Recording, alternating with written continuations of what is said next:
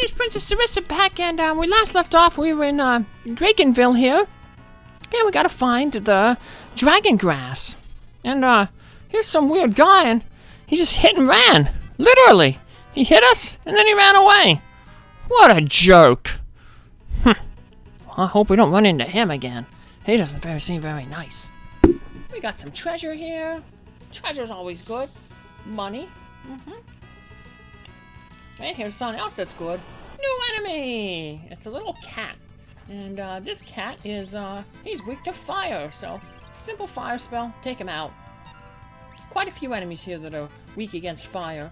Because there's a lot of undead enemies. If you have a bard, if bard is one of your classes that you're using, that Requiem spell that we just learned from the werewolves is really good in this area. It deals a lot of damage, probably more than a Fire 2 spell. It does about like 1500 damage, no MP, hits all enemies as long as they're undead.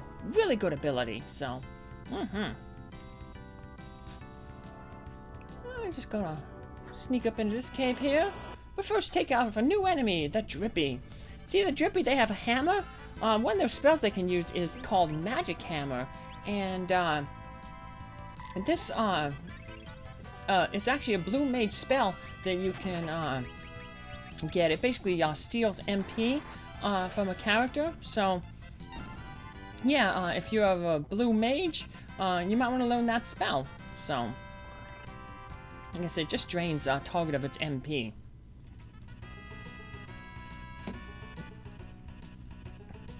A lot of short caves and passageways in here. It's actually a pretty easy dungeon. Short. Another new enemy here, the Bone Dragon. So, another undead monster. The Requiem spell, good against it. Or just fire. So, we're going to use a lot of fire. We can break a few fire rods here. So, pretty soon we'll be actually getting the Fire 3 spells. Thinking about like 3 more dungeons maybe. We'll actually start getting we'll be able to have access to the Fire 3 spells. Then the rods won't be as important as they are. They'll be still good for boosting elemental damage, but in terms of breaking, so yep, expect us breaking a lot of rods coming up in the future here. So get our uses out of them. And we're back outside, crossing this sturdy bridge. I don't know who's keeping upkeep on this bridge, because no one comes up here to, like they said, no one ever came here and left alive, so who's making that bridge? I don't know. But, definitely not these poison eagles, because they can fly. But they don't have many hit points. Pretty easy enemy around here, so pretty much any of your elemental 2 spells will take them out.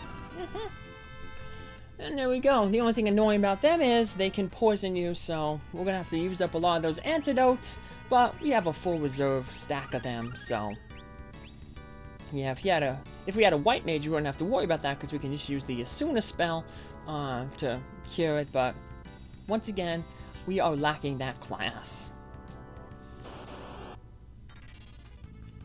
Here's a bunch of new enemies. Well, one new enemy, the zombie dragon there. He is undead, because it makes sense. He's a zombie. So the Requiem spell, once again, good on him. Or fire spells, good on him. So, we're going to take out the other guys first. That way, we can potentially break a rod and do a lot of damage on him. So, take out these guys. Take out his buddy, the Poison Eagle. And here we have the stats now for the zombie dragon. As you can see, we can win a good item off him, the Dragon Fang. That's going to be really good, a good mixing ability. So we haven't actually used the mix yet, but we'll be using the mix for the boss of this area. So now that we've taken out his buddies, the breaking the rods means that it's solo target, so the damage isn't split up. So, and thanks to the crown that we have, or that gourd that we have, we can capture him with only half his hit points gone. So yeah, we didn't have to worry about reducing them down to 8 hit points. So here on the outside, and there's some dragon grass there up on the top. That again poisons you. You don't want to step in that type of grass. And there's a real secret hidden treasure around here that a lot of people might miss. It's called the bone mail. It's on one of these skeletons. There we go. It's on this skeleton, the bone mail. It's the strongest piece of armor basically in the game, but the weakness of the armor is it basically makes you an undead, which means that you'll have a weakness to fire. You can't be cured by cure spells. They'll actually deal damage to you. So it depends on you know, how you're doing. Armor actually can be pretty useful in some situations. So we may end up using it. Like I said, it's powerful armor, but it is offset by those negatives of making you basically, for all intents and purposes, an undead. Getting that weakness to cure and fire. So it's really tough to heal. Also, when you're undead, if you get knocked out in battle, they can't be raised with a phoenix down. So, you know, I guess you gotta pick your poison. And go around here. Now we hit that switch. We have a new passageway opening up here. We're going to take it. We're going to end up in a cave that has two directions. You want to go to the left first, because that leads to the treasures there. You have a secret passage there. The Coronet and the Wind Slash. Wind Slash is a sword, not useful. The Coronet, though, is pretty good. Besides giving that defensive and magic defensive boost, the Coronet also helps increase the success rate of the control. So, right now we have, Whiskers has control as one of his secondary abilities, so now he'll be able to control enemies much easier, and just raise the success rate of control, which is good, because now he can control the enemies, while we, slowly whittle their hit points down, and make it easier for Galuf there, who's ever going to be our Beastmaster, to catch the enemy, so. Yeah, just gonna sneak around here a little bit. And go through this passage and get another treasure here. But first we get into another battle with an enemy. Get our phoenix down. Last real treasure in this cave. We want to head south here first to hit our save point here. We want to save our game because there's we got a boss coming up, and two, there's also a kind of a weird battle that you want to make sure. It's not going to be really important for us because we can't use the summoner class. But if you're in a summoner class, there's an important battle that you want to kind of win right up here coming up. So before you head down south to go to the boss, we want to walk around here and get into this battle.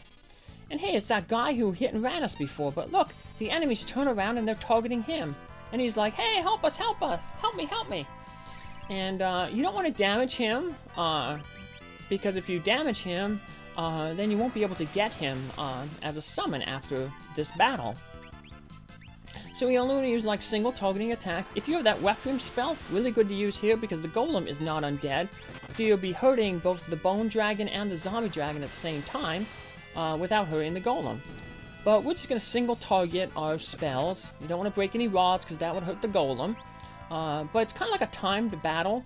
We don't want to take too long or else the enemies will potentially, you know, knock out the golem. And but he ain't too hard. The enemies ain't too hard. Like I said, if you're just using your Fire 2 spells. Like I said, the golem has about 2,500 hit points. So you can withstand about 10 hits from the enemies. So there we are. We managed to take him out. And then once you take out all those enemies, you just wait a little bit. And the golem gives us thanks. Thanks a ton. It'd rock if I could roll along with you. And now, we end up with the golem summon. So we just go into our item menu, we select the golem summon, and it's one of the better summons in the game. What it does is you call him, and you call the golem, and he appears and he puts up like an earth wall, and the earth wall like absorbs a whole bunch of damage for you. So it's basically protects you from damage. So if we look at our other thing there, where you saw what I did, I gave Lena the mix command. Look, dragon grass. Oh no! Ah, help!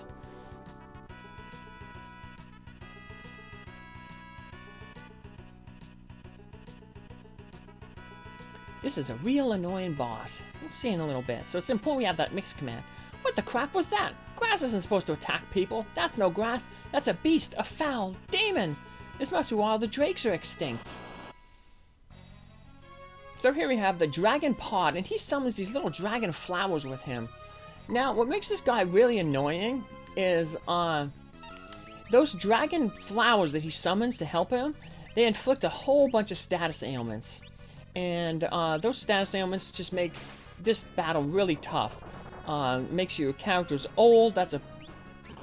Paralyzes you. Silver powder makes you old, so it'll cut your stats in half and continually drains your stats. So, yeah, not very fun.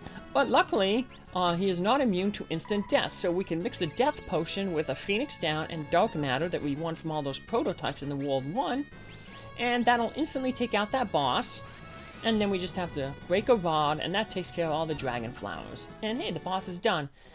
What happens if you just take out the, say like a multi-targeting attack and take out all those dragon flowers? The dragon pod will just keep summoning more and more of them. So here we finally got the dragon grass. Woohoo! And that means we can go back to Castle Baal and give the Windrake the dragon grass. So we're going to use our time magic exit here. Woohoo! That'll take us outside the dungeon, save us all that backtracking. Walk back into the village of Quelb, the werewolf village. And we still have one usage left of the free inn and the 8 potions, so we're definitely going to take advantage of that. Let's talk with some of the people, though. See what they think. I can't believe it, you returned from Drakenvale alive. He said the same thing. And all these people are like, wow. Okay, he says we always talk with him. That guy said nothing new. Just those 2 werewolves on the side had something new to say. Let's see if Kelgor has any new information for us. He should be happy to see us. Hey buddy, we made it through Drakenvale. Oh, I wish I too could fight by your side. Yeah, don't worry buddy, we'll take care of it. Uh-oh, my brother Spartacus isn't very happy. Uh-oh. It's thundering and lightning out here. He doesn't like it. He thinks if he growls at stuff, it'll go away. The dragon grass is tainted by monsters. That must be why, I didn't read what he said there. Must be why he was, why the Windrakes have gone extinct or whatever. And these guys, hey, well, you can stop your ceremony because we have returned safely. Yep, we're safe and sound. And like I said, now we can head to the inn and we can get the last of our free 8 potions and free healing here. Just hop onto the chair. Yes, this only works 3 times, so please eat your fill. But it seemed to work out good, you know, once when we first got to the village, once after we used the side quest to get that, the Cornago gourd, and then here when we're returning back. So dessert is on the house, boink. And see if we try to do it again. He says, 1,000 pardons, we are all out. So yeah, no more free healing here, but that's okay. We won't be swinging by this way for a real long time. Technically, we never have to come back to that village again. But we do have to get back to Castle Baal, because we have to deliver that dragon grass to the sick Windrake. And of course, we get into a random encounter right before we enter the castle. Are they even going to let us into the castle? We're back! Hey, open up the gates! Nice try, monster. You're going to have to work harder to pull one over on the soldiers of Baal. Uh-oh. Oh, man. Guess it's time for Plan B. Into the moat. Boink. You coming? Alright, let's hop into the moat. Boink. Now the princess is jumping. I guess he's a little anxious because he's afraid of heights. Boink. And he jumped in. Alright. And now we just remember when we got that ancient, the great sword from a long time ago? Yep, we just have to do the same thing we did that time. Go to the back here, press this button, and we get sucked into this pipe. And lo and behold, we're going to be back into the castle. Ba-dunk! Yay! Sorry, we thought it was another one of XX's tricks. No worries, better safe than sorry, or whatever, grumble, grumble. Next time I'll check to make certain it's the king, then open the gate. Alright. Well, better safe than sorry. Alright, this guy's telling us the barrier's still up. Nothing new from him. Few of the guards say a few new things. Lady Krill says she had a headache. Lady Krill didn't look so well. She went to her room to lay down. Nope, nothing new over there from him. Or from him. How about these guys up here? The barrier is maintained by 4 towers. Okay. That guy says the same thing. If we don't defeat Exdeath, we just learned the king Azizat of Sergate is sending his fleet to attack Exdeath's castle. Hey. That sounds good. Someone's going on the offense other than us. That's nice. Let's go see Lady Krill. Krill, Grandpa, hang on, dear. He's calling. Shh, don't try to talk. Calling. Guido is calling. Who's Guido? Guido? Yeah, I'm wondering, Whiskers. Hurry, go find Guido, please. But who's Guido? A sage who has lived for over 700 years. Guido's the one who prophesied that the crystals in your world would break. And he's calling her like psychopathically? Psychically, Whiskers. Anyway, the sage might know some way to defeat Exdeath. Hang in there, Krill. We're gonna go see Guido. Just hold on a little longer. But you have to use the wind drake. Don't worry, we've got dragon grass and spades. Really, the drake's resting on the top of this tower. Will you come with me? Certainly, like you need to ask. Where do we find this Guido anyway? He lives on a small island. It's in the ocean northeast of Drakenvale.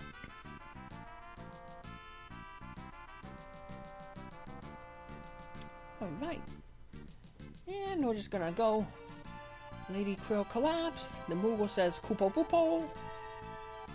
Does this guy say anything new? He tells us where Sage Guido lives, in case you weren't paying attention. And now we're gonna have to feed the grass to the wind drake. Heal him up so then we can go flying. Back to the air again. What's up, Drake? Here, eat this, you'll feel better. He's like, nope. That grass killed off all the wind drakes. No wonder he doesn't want to eat it. It doesn't matter if he wants to. He has to. With wounds like these, if he doesn't hurry and eat that stuff, he'll die. It's alright. Look, you can eat it. See? I'll have some too. Uh-oh. Leno, are you insane? This is the second time she's doing that poisonous grass. Leno, what are you doing? Dragon grass is poisonous to humans. Here, now you try.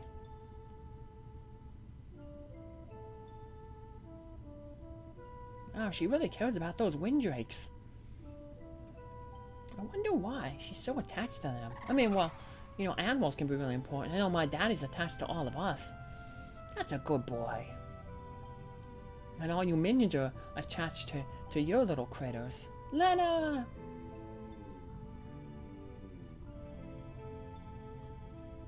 Lena, hold on.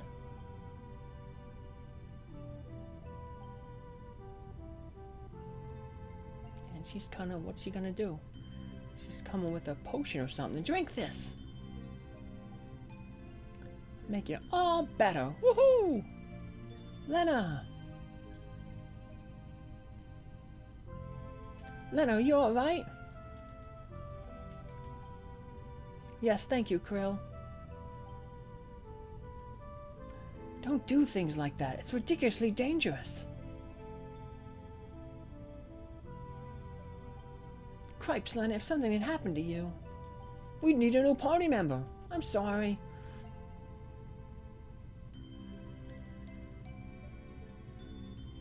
Krill, you should be... I forget, I was reading too fast, though. I'm okay. I think he just basically like, you shouldn't be up. Oh, now she passed out again. Krill!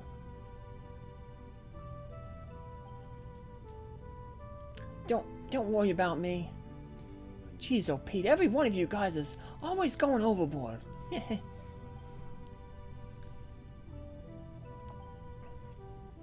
You stay here and get some rest, young lady. Okay. Krill, thank you. I am in your debt. You saved my Windrake. I think we're square. Thank you.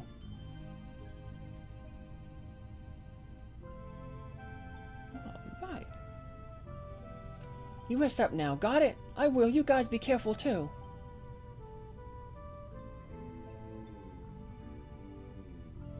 To Sage Guido. Right. Let's go. We're off. And we all hop on the Windrake. Ba-dum.